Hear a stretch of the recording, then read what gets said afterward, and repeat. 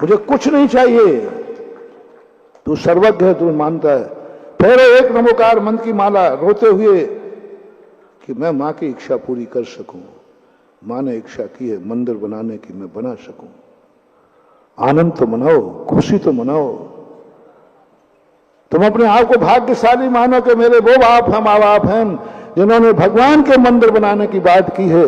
और जैसे तुम्हारा आनंद फूटेगा, तुम कुछ दिन के बाद इतने समर्थ हो जाओगे कि तुम मंदिर बना करके ही दुनिया से जाओगे। भाव तो करो। क्या चामुंड राय के पास इतना धन था?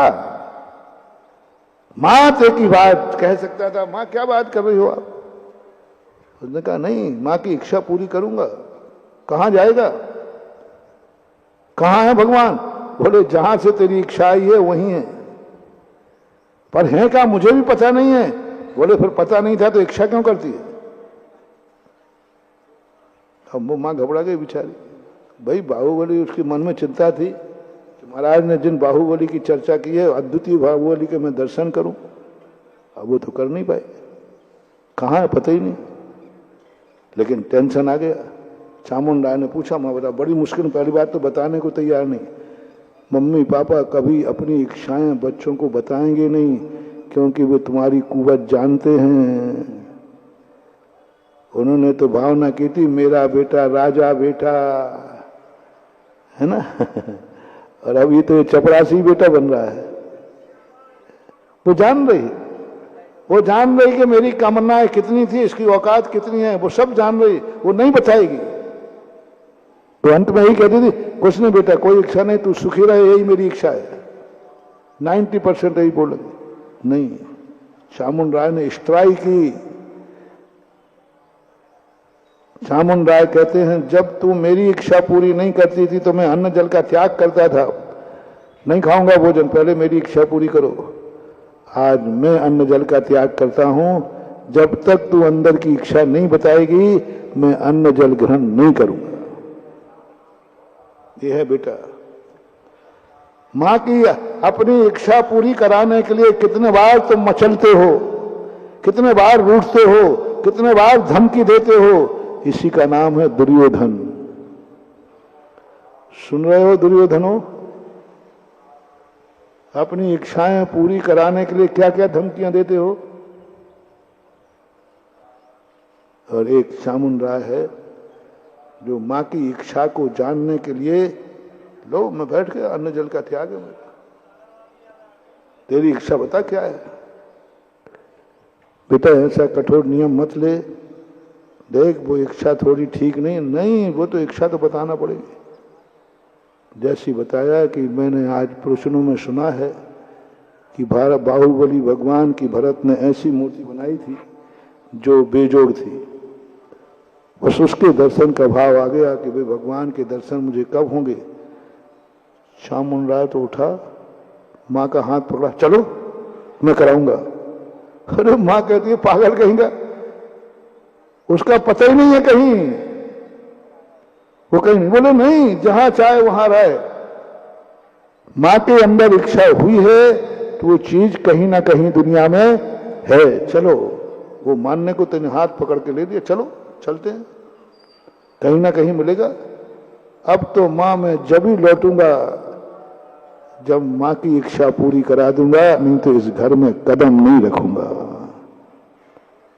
चामुंड राय संकल्प करते हैं, मां मेरा सब कुछ त्याग है जब तक मैं तुझे बाहुबली के दर्शन निगाह जो तुमने बताया है, जो तुम सुन के आई है बेजोड़, उस जैसे कोई दूसरी प्रतिमा भारत में नहीं है। ऐसी प्रतिमा का दर्शन जब तक नहीं कराऊंगा मैं घर में कदम नहीं रखूं। चलो, हाथ पकड़ के ले गए। मां घबरा गई। बोले भैया बेटा समझ बात को, पता है तो। बोले आपको कहा करने? बोले महाराज ने, महाराज के पास ले गई। अब नेमीचंद महाराज से कहा, महाराज जी बेटे को समझाओ, जिद्द है। तो बेटा कहता है, महाराज जी कहाँ है वो मूर्ति? बोले मुझे पता ही नहीं है। तो चामुंड राय कहते, महाराज जी जब तुम्हें पता नहीं है तो ये प्रश्नों में आग क्यों लगवाते हो? ये प्रश्न दे दे करके जिज्ञासा जगा दी, आग लगा दी। अब तुम जानो, तुम्हारा काम जानो। मेरी माँ में यदि आग लगी है, इच्छा है, तो मैं तो इनकी इच्छा पूरी करके आऊंगा या ढूंढते ढूंढते मर जाऊंगा, या तो खोजते खोजते जीवन का अंत होगा। आपने भली हंसी मजाक में किया हो, आपने भली इतिहास बताने किया हो, आपने बताया क्यों जब आपको पता नहीं था जिस चीज का, उस चीज का उपदेश क्यों देते हो?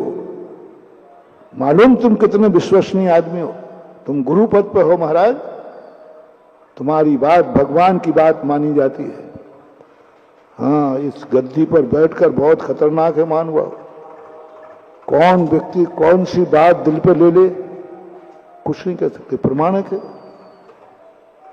जितना प्रमाणिक होगा उतना ही ज्यादा उसको सावधानी से बोलना पड़ेगा। आप प्रमाणिक हैं, आप सर्वज्ञ जैसे हैं, सिद्धांताचार्य हैं, आपकी बात को हम लोग भगवान की बात मानते हैं। आपने महिमा ऐसी गा दी उस मूर्ति की, ऐसी महिमा गा दी कि मन ललच गया। हम लोग तो बच्चे हैं, बोलो बच्चों के सामने किसी चीज की महिमा गाएं तो वे उसको मचल सकते हैं कि नहीं? मचल सकते हैं। खाने की चीज की महिमा गाओ तो मुंह में उनका पानी आ सकता है। बच्चे लोग हैं, महिमा सुन करके हम लोग बच्चे हैं महाराज। आपने महिमा गाई, हमारी माँ को इच्छा हो गई, और मैं माँ का सपूत हूं, मैं तो इच्छा पूरी करूंगा। नेमीचंद महाराज ने समझाया, बेटा ऐसी बात नहीं, वो तो एक कहानी सुनाई थी। बोले नहीं, अब तो वही होगा। नेमीचंद महाराज जो है वो घबरा गए, रात भर ध्यान में बैठे, सुबह बैठे बैठे नींद आ गई। भू माँ ही पिछली रयन में कछु शयन एक आसन करे। तुरंत आया, ये बच्चा मानने वाला नहीं है, और ये आग आपकी लगाई हुई है, बुझने वाली नहीं है। दुनिया की लगाई हुई आग बुझ जाएगी, लेकिन साधु के द्वारा लगाई हुई आग नहीं बुझ सकती। चाहे क्रोध की आग लगाए, चाहे क्षमा की आग लगाए, साधु के द्वारा लगाई हुई आग ऐसी होती है जिसको कोई बुझाने वाला नहीं रहता। क्रोध में आग लगाए तो द्वारका जल गई, कोई बुझा नहीं सका।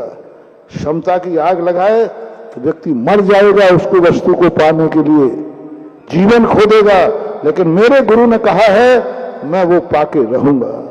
देख लो ना, हम लोगों के दिल में आग लगी है ना, जिनवानी माँ की गुरु की।